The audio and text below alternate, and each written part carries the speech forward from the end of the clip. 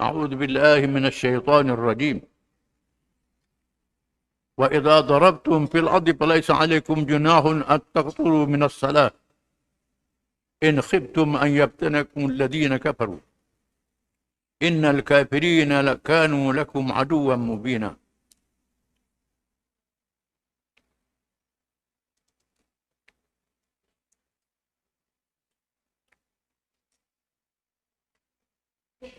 Dan apabila kamu musafir di muka bumi, maka kamu tidaklah berdosa mengqasarkan, memendekkan sembahyang jika kamu takut diserang oleh orang-orang kafir. Sesungguhnya orang-orang kafir itu adalah musuh kamu yang amat nyata.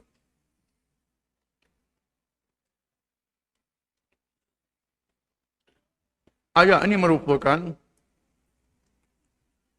satu kemudahan yang diberi oleh Allah Ta'ala kepada orang-orang yang beriman.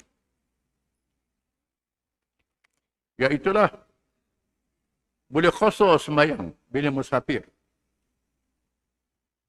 Bila musafir, bila qasar sembahyang, pendekkan sembahyang. Sembahyang yang 4 rakaat jadi 2 rakaat. Iaitulah sembahyang zuhur, sembahyang asar dan sembahyang isyak. Boleh sembahyang 2 rakaat bila kita musafir. Ayat ni menyebut takut orang kafir ganggu kita dalam perjalanan. Ulama mengatakan ini adalah sebab tambahan, sebab adat di masa itu. Maka ulama mengatakan kalau tak perang pun kita musafir, boleh qasar sembahyang. Sembahyang yang 4 jadi 2, boleh qasar. Sembahyang ini. Ulama berkhilaf. Sembahyang musafir macam mana? Mazhab Syafi'i, mazhab Hambali mengatakan musafir yang harus, musafir yang wajib.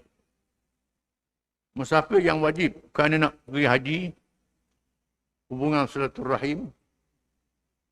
Musafir yang sunat, nak buat umrah sunat. Musafir yang harus, boleh qasar sembahyang. Musafir nak melancong, melancong yang harus. Mazhab Syafi'i, Hambali dan Maliki mengatakan musafir yang harus. Musafir yang haram, musafir nak merapuk, sembahyang tak tinggal merapuk. 3 mazhab kata tak boleh kalau musafir yang haram. Mazhab Hanafi kata musafir merapuk pada apa? Qasar sembahyang. Ini mazhab Hanafi. Mengapa berlakunya khilaf-khilaf begini? Kerana hadis-hadis yang berbeza.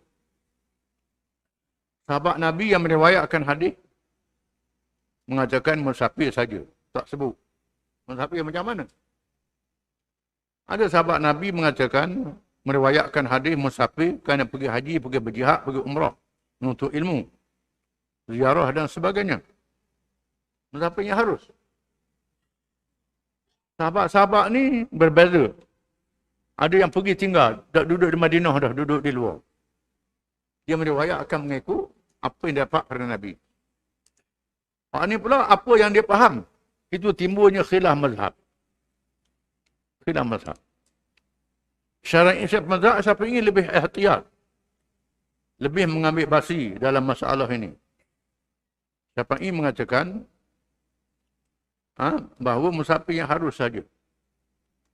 Hanafi kata musafir haram pun boleh juga. Mereka mengatakan musafir apa saja ni berdalil hadis Sayyidina Umar. Seorang sahabat, seorang ulama tabi'in Ala bin Umayyah, aku tanya Umar bin Khattab tentang sembahyang qasar ni. Bagaimana? Sayyidina Umar kata, ajibtu bima ajibtu minhu. Rasulullah SAW an dzalika faqala sadaqatun tasaddaqallahu biha alaikum faqbalu sadaqatah. Hadis riwayat Muslim. Sayyidina Umar kata, sembahyang qasar ni sedekah Tuhan beri kita. Sedekah Tuhan. Aku heran juga nak buat macam mana ni. Aku tanya Nabi kata sedekah Tuhan beri. Maka terimalah sedekah Tuhan ni. Sedekah Tuhan, terimalah. Mana musafir apa-apa pun boleh buat. Ini hadis Sayyidina Umar. Mazhab Syafi'i pegang pada hadis ini. Pegang pada hadis ini. Mazhab Hanafi. Kemudian jamak pula. Jamak ni ada nah yang lain bila berlaku masyaqqah. Oleh kerana musafir ni ada masyaqqah. Boleh jamak sembahyang. Kumpulkan sembahyang. Sama ada jamak takdim ataupun jamak takhir. Jamak takdim ialah kita jamakkan sembahyang Zuhur dan Asar dalam waktu Zuhur. Sembahyang Isyak dan Maghrib dalam waktu Maghrib. Jamak takhir dalam waktu yang akhir. Zuhur dan Asar waktu Asar. Maghrib dan Isyak dalam waktu Isyak. Itu jamak takhir. Syafi'i mengatakan boleh qasar dan boleh jamak. Boleh pendekkan sembahyang dan boleh kumpulkan sembahyang. Mazhab Syafi'i, mazhab Maliki, mazhab Hanbali. Hanafi kata boleh qasar saja. Tak boleh jamak. Orang Hanafi dia qasar saja, dia tak jamak sembahyang. Orang Hanafi begitu. Oleh kerana Taliban di Afghanistan dia mazhab Hanafi. Saya pergi di Afghanistan melawat. Siapa waktu sembahyang, kita nak jamak lah. Pemimpin kata jangan masuk dah bilik, main dah bilik. Taliban ni orang tak ngaji banyak. Dia kata sembahyang pelik. Apa benda kupu-kupu sembahyang ni? Hanya marah bapak dia. Ini kerana dia mazhab Hanafi. Berlaku begitu. Jadi jamak ni ialah kerana masyaqqah, dibolehkan. Dan ulama mengatakan Nabi pernah menjamakkan sembahyang. Waktu di Madinah. Waktu hujang. Hujang lebat, payah nak mari pulak masjid. Maka Nabi pun menjamak sembahyang Zuhur dan Asar di masjid kerana hujan. Hujan adalah masyaqqah. Masyaqqah ni kepayahan. Boleh sembahyang jamak kerana hujan. Dengan sebab itu sebarang masyaqqah boleh jamak. Termasuklah mereka mengalami zaman sekarang ni, zaman dulu tak ada traffic jam. Lalu lintas sesak sangat. Duduk di Kuala Lumpur, duduk di Ipoh, Pulau Pinang. Tak ada nak sembahyang. Dia boleh jamak. Tak jadi salah. Ulama mengatakan orang sakit. Jadi kesulitan pada dia. Boleh jamak sembahyang. Jamak saja, tidak qasar. Kerana qasar ni untuk musafir saja. Kerana untuk musafir, maka jamak saja. Ulama mengatakan demikian. Boleh. Ini kemudahan yang Tuhan beri kepada kita. Termasuklah pula. Kita nak musafir. Nak musafir. Tapi tak musafir lagi. Nak musafir. Boleh qasar selalu ke? Tak musafir lagi. Ulama mengatakan, boleh jamak saja. Kita jamak dulu sembahyang. Zuhur dengan Asar sembahyang 4-4. Lepas tu musafir lah. Kerana musafir ni untuk qasar untuk musafir saja. Tak jadi salah.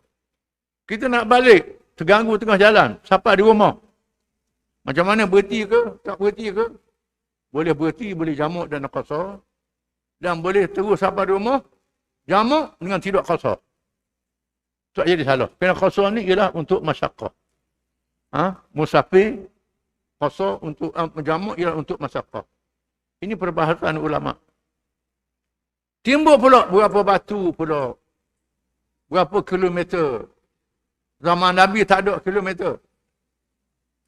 Ulama kata 2 hari, 2 malam. Siapa yang kata, ada kata sehari semalam. Ada ulama kata asal nama musafir, sudahlah. Boleh jamak qasar sembahyang. Ada ulama mengatakan demikian. Siapa yang kata dok. Siapa kata siapa 70, 90 kilometer ukur. Zaman Nabi mana ada kilometer-kilometer ni? Tak ada. Ini ijtihad para ulama. Kemudian kita kena faham, orang ke laut pula. Orang ke laut. Berjalan dengan bot ni, dengan gelombang, dengan ombak. Dalam 4-5 jam, berapa kilometer je. Dekat je. Orang naik kapal terbang. Pergi Kuala Lumpur sejam je. Boleh jamak. Boleh jamak pula. Orang ke laut lah dia jamak. Mana payah mereka yang ke laut dengan mereka yang naik kapal terbang ni. Ini kena faham. Di sinilah perlunya ilmu maqasid syariat. Tujuan syariat. Kerana masyaqqah, kerana musafir. Kalau kerana masyaqqah, boleh jamak sembahyang. Tak jadi salah.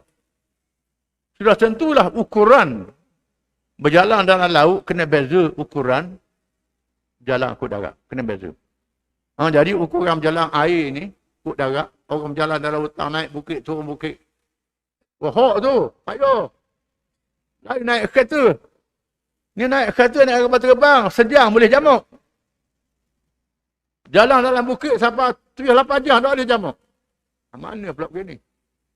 Quran tak menentukan waktu-waktu ni. Quran menentukan musafir ataupun masyaqqah. Ini. Khilaf pula berapa hari boleh jamuk. Mengikut riwayat Bukhari dan Muslim, Nabi pergi ke Tabuk, Nabi pergi ke Mekah, masa Fathu Makkah, 19 hari. Ada riwayat kata 18 hari. Dalam masa 18 hari, 19 hari boleh jamuk. Dan qasar. Ulama ambil Sahih Bukhari dan Muslim. Mazhab Syafi'i ambil riwayat Abi Daud. Abi Daud kata 3-4 hari je. 3-4 hari je. Mazhab Syafi'i ini dia banyak ihtiyat. Banyak ambil pasti. Mana Sahih Bukhari Muslim dengan Abu Daud. Bukhari Muslim lebih sahih. Kita ambil pendek je. Riwayat Abu Daud. Kerana nak ambil pasti. Ada ulama mengatakan, selagi tak selesai masalah urusan kita dalam masa musafir, bukan mesti 19, 18 hari, tak selesai boleh jam'u dan qasar sembahyang. Ini. Ada ulama mengatakan begitu. Di sana ada ulama yang mudah sangat pula. Ibnu Sirin. Ibnu Sirin ni, Muhammad bin Sirin ni ulama tabi'in. Murid para sahabat, ulama tabi'in. Ibnu Sirin mengatakan, boleh jamuk dan qasar kesibukan dalam masa muqim. Masa muqim. Berlaku kesibukan yang jadi masyaqqah, boleh jamuk dan qasar, Ibnu Sirin kata. Ini disebut oleh Imam Nawawi dalam kitab Ijma'. Syarah Muhazzab. Syarah Muhazzab. Tapi pendapat Muslim dianggap pendapat yang dhaif. Pendapat yang lemah. Dia akan duduk rumah nak jamuk juga. Tapi orang Syiah pakai mazhab ni.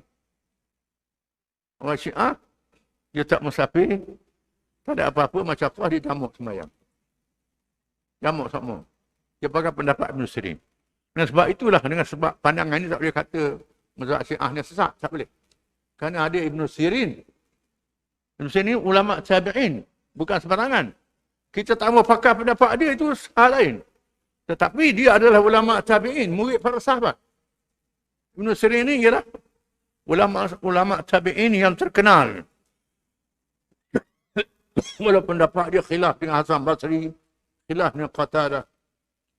Ibn Sirin ni pendapat fiqh dia banyak pelik. Orang pakar pendapat dia takbir mimpi je.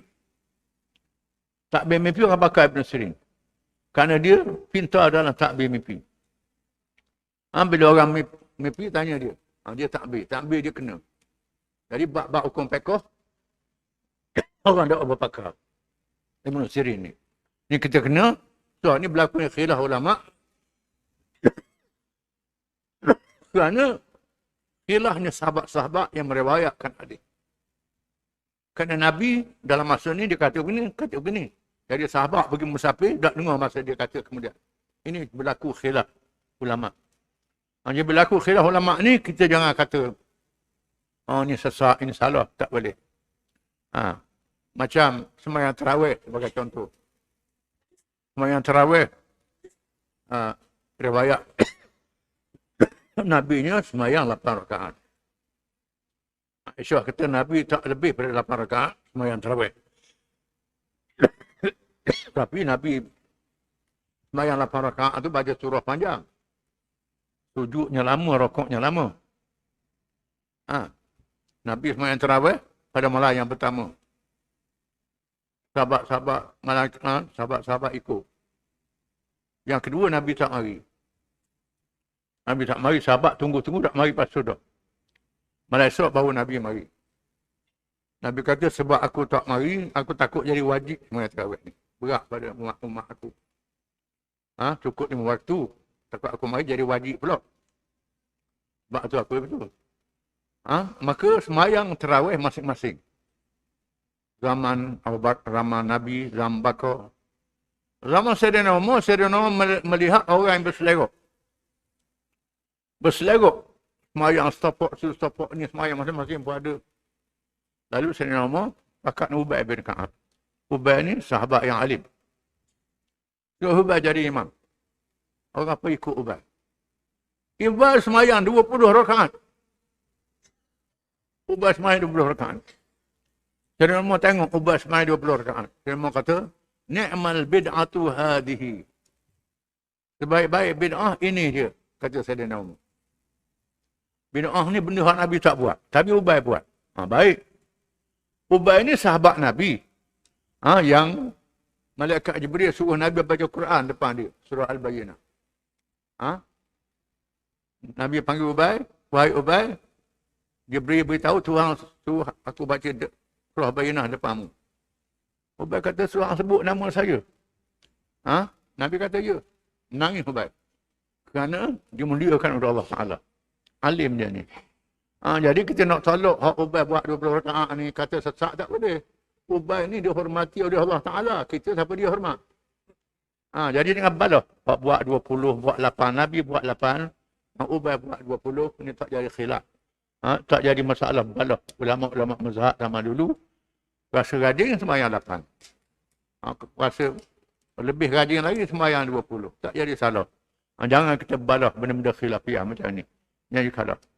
Bahkan Ibn Sirin yang buat pelik dia pun ulama-ulama tak melekehkan dia. Ibn Sirin ni tak melekehkan dia. Pandangan dia pelik pada orang. Gejamuk sembahyang masa mukim. Apa ni? Pasal tak kata begitu. Kerana dia ni anak murid, sahabat juga. Ibn Sirin. Orang tanya takbir mimpi. Ada orang jumpa, wahai Syekh, saya mimpi ayam bapak makan mutiara. Setelah mutiara, tubik besar mutiara tu. Dia catuk selagi, tubik berok macam tula. Lepas tu dia catuk selagi, tubik berok halus je. Apa benda makna tu? Manusia yang kata, dia telang hak tu, dia telang tu tubik mutiara besar tu, itu Hasan Basri. Kawan aku. Dia ni alim, sungguh alim besar. Hasan Basri. Itu Hasan Basri. Kemudian hak dia catuk tu tubik macam tula, itu Qatadah. Qatadah kawan dia juga. Lepas tu, hak telang tu tubik, aduh je siapa dia? Aku dia tu. Aku dia. Orang ada apa tu pendapat aku ni. Tapi itu ijtihad. Dia kena sedar. Ini Ibn Sirin, seorang yang terkenal dengan pintar dalam ta'bir mimpi. Pernah diriwayatkan seorang perempuan datang berjumpa dengan dia. Hamba orang perempuan ni. Hamba ni tutup aurat tak sempurna macam orang merdeka. Tanya Syekh, saya mimpi. Mimpi yang sangat menakutkan. Ramai orang lelaki mari setubuh dengan saya. Takutlah saya. Macam mana jadi macam ni? Mesti tengok. Dia kata, bukan mu mimpi ni orang lain. Mu ni orang suruh. Orang suruh bertanya aku. Orang suruh bertanya aku. Bukan mu mimpi. Lepas berapa lama, orang tu mari pulak. Tanya pulak. Soalan yang sama. Bukan mu mimpi orang lain. Dia ingat orang tua ni, Syekh ni ingatan kurang. Ingatan dia kuat. Ulama zaman dulu. Mari yang ketiga. Dia kata, saya mimpi ni menakutkan. Bukan saya. Tuang saya. Siapa dia? Permaisuri. Harun al-Rashid. Bau betul dia kata. Bau betul. Bau betul. Dia mimpi. Beritahu ke dia bahawa dia akan buat satu perkara yang dinikmati oleh orang yang ramai. Jangan takut. Dinikmati oleh orang yang ramai. Rupanya Zubaidah, isteri Harun al-Rashid ni, ialah orang yang mengepalai projek bekalan air daripada Hunain. Lembah Hunain. Lembah Hunain tu lembah tempat Nabi berperang. Satu lembah di mana Zubaidah menganjurkan supaya dibuat empangan. Dikumpul air dalam lembah itu untuk simpanan di musim haji. Disalurkan, buat saluran bekalan air bersih kepada jamaah haji. Maknanya orang Islam memulakan bekalan air bersih melalui empangan. Dulu pada orang kafir lagi. Orang putih dah kenal lagi. Orang putih berok dah larut masa tu. Kita orang Islam sudah maju. Ini. Tamadun Islam. Yang mengepalainya ialah Zubaidah. Sebab itulah ada negeri Arab tu kalau zaman dulu tahun 60-an sampai 70-an 80-an tu Ainul Zubaidah. Lori-lori air ditulis Ainul Zubaidah. Projek Zubaidah. Walaupun kerajaan silih berganti dinamakan projek. Sekarang ni baru dah tak ada. Zubaidah Siti Harun al-Rashid yang memulakan projek ini. Dan dia seorang isteri yang soleh, termasuk yang soleh, yang baik, yang memuliakan para ulama. Memuliakan ulama. Walaupun dia permaisuri, memuliakan ulama. Zaman Harun al-Rashid. Penuh dia pergi haji Harun al-Rashid, dia pergi ke Madinah. Dia tengok orang ramai berkerumun, jumlah yang sangat besar. Lebih ramai pada orang sambut Harun al-Rashid, khalifah lagi. Siapa dia mari ni? Ramai sangat orang sambut. Dia tanya-tanya orang, Abdullah bin Al-Mubarak. Abdullah bin Mubarak, seorang ulama hadis yang tengah Abdullah bin Mubarak, yang disambut oleh orang Madinah, termasuk Imam Malik. Imam Malik, turun Imam Syafi'i, datang, turun pada kuda dia jalan kaki, sambut Abdullah bin Mubarak. Ramai orang sambut. Lalu Zubaidah kata, anta amir, walaysa bi Harun al-Rashid amir. Mu yang jadi amir, bukan Harun al-Rashid. Kerana mu dia muliakan oleh orang ramai. Maka Abdullah bin Mubarak diberi gelaran Amir Mu'minin fil hadis. Ulama yang dia amir pada orang Islam. Maka ini dihormati oleh orang ramai. Ini Zubaidah. Jadi Ibn Sirin ni ulama tabi'in. Ulama tabi'in.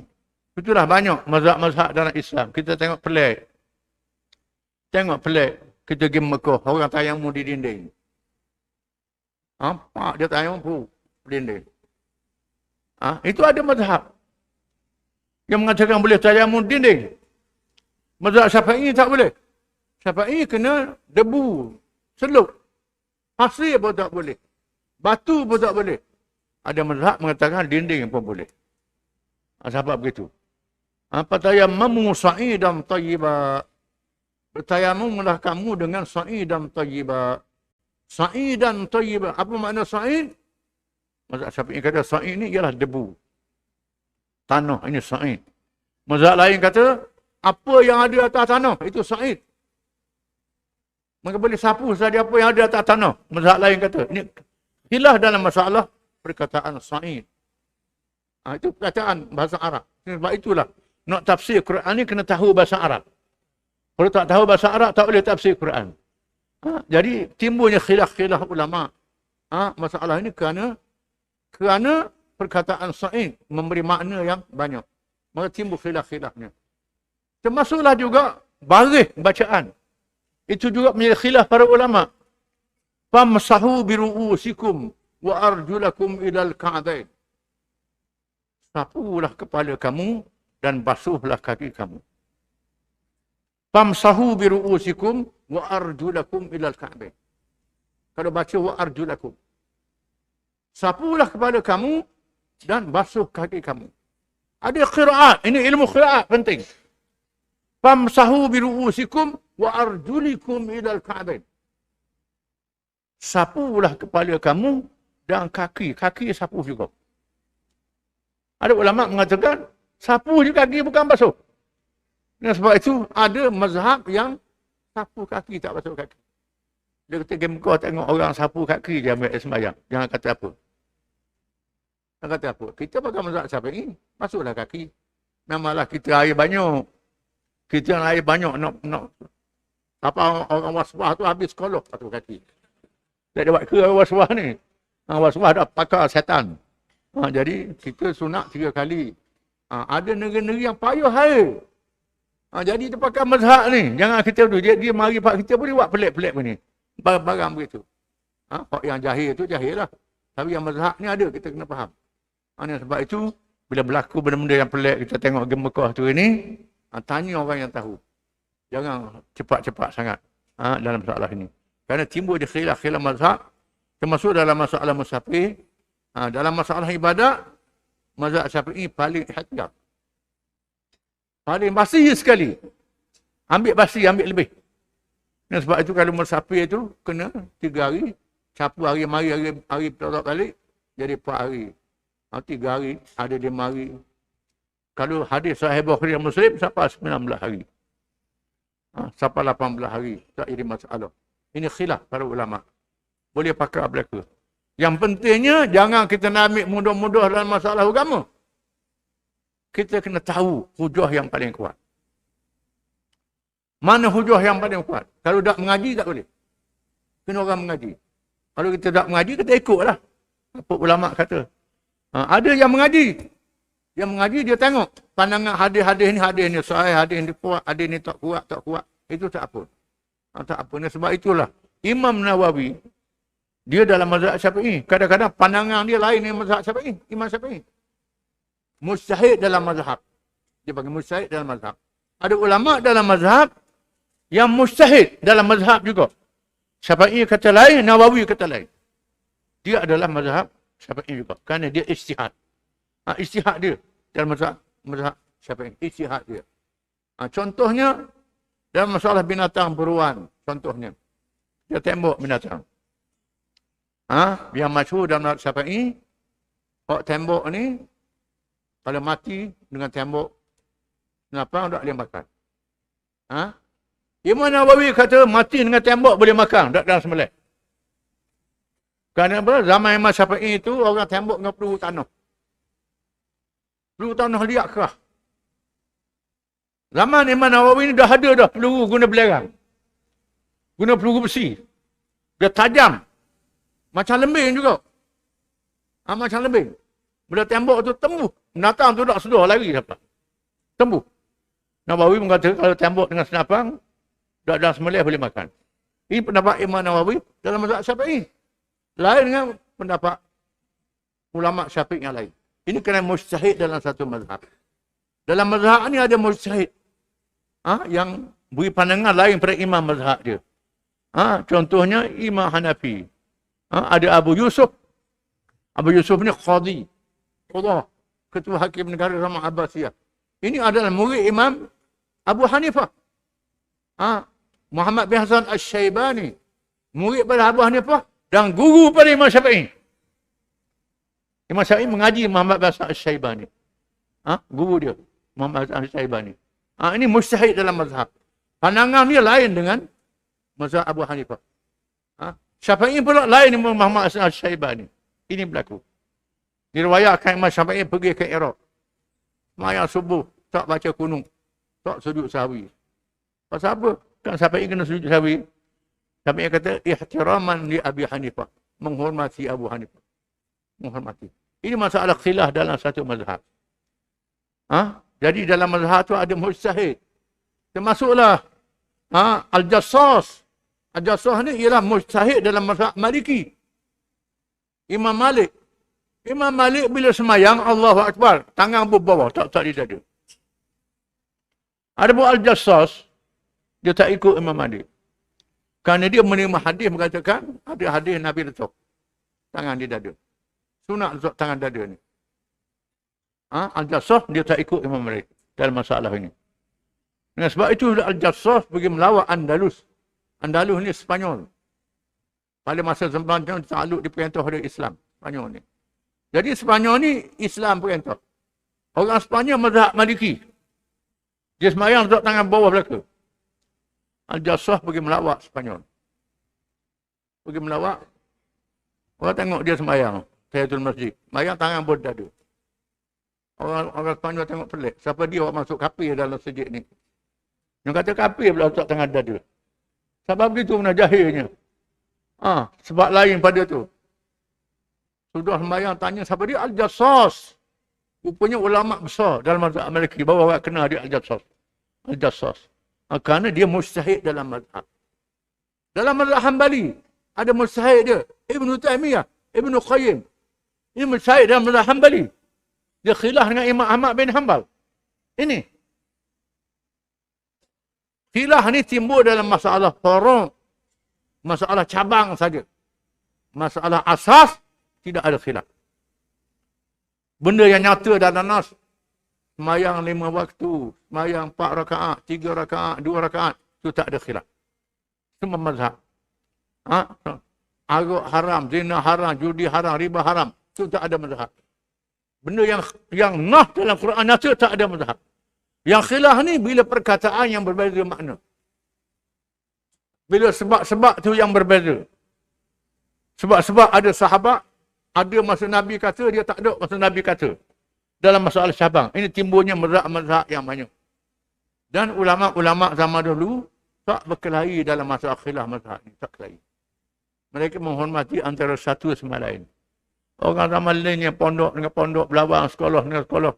Tu alim dengan tak alim, belawang. Orang ni kata gini, baloh. Buat perkataan pun baloh. Duduk cari dalil masing-masing. Duduk baloh, benda-benda khilaf. Ini mengarut belaka ni. Ini zaman mutaakhir. Zaman orang Islam sudah lemah agama dia. Orang zaman dulu, dia khilaf, ada adab ikhtilaf dia panggil. Dia khilaf, ada adab, ada akhlak dia. Orang Islam tak berpecah dengan khilaf mazhab. Lepas tu orang Syafi'i semayang, orang belakang Hambali semayang belakang Syafi'i. Orang Maliki semayang belakang Abu Hanifah. Tak jadi masalah. Zaman ni je. Timbul semayang belakang ni tak sah. Belakang orang ni tak sah. Ini tak boleh.